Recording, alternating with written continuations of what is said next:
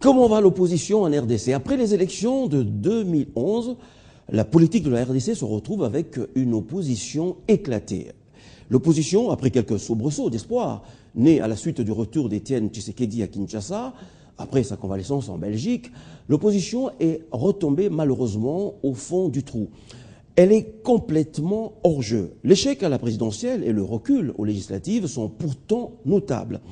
Elle aurait dû, cette opposition, analyser ses contre-performances par un diagnostic sans complaisance, par le biais, pourquoi pas, d'une table ronde qui aurait réuni tous ceux qui ont porté ses couleurs, parce qu'il va falloir bien tout recommencer.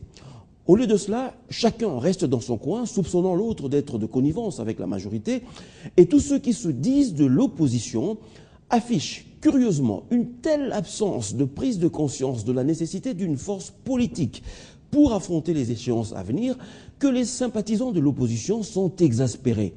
Qu'est-ce qu'il faut faire? Sans prétendre donner des leçons à quiconque, là aussi, comme ailleurs, la forme de la roue n'est pas à inventer. Des exemples sont légion dans des démocraties plus anciennes que la nôtre. Il faudrait trouver la personne qui pourrait innover, la personne qui pourrait conduire les négociations avec tout le monde pour déboucher sur une dynamique unioniste, solidaire, quel qu'il soit, sera dans un premier temps contesté.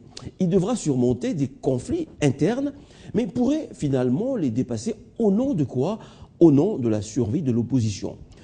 La réalité est certainement moins linéaire que ce que je viens de dire, mais pas impossible. Après tout, la gauche y est arrivée en 1981 en France. C'est vrai qu'agir ainsi demande à avoir une culture politique où le programme a autant d'importance que les personnes et où les partis politiques ont, entre les échéances électorales, une continuité d'action et de réflexion. Or, en RDC, c'est exactement le contraire. Des partis politiques de l'opposition ont pratiquement arrêté de fonctionner après la défaite, prouvant par là deux choses. Un, qu'ils ont des raisonnements à court terme.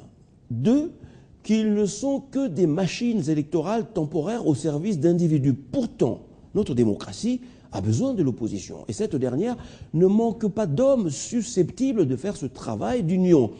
Mais la querelle intestine paralyse l'innovation.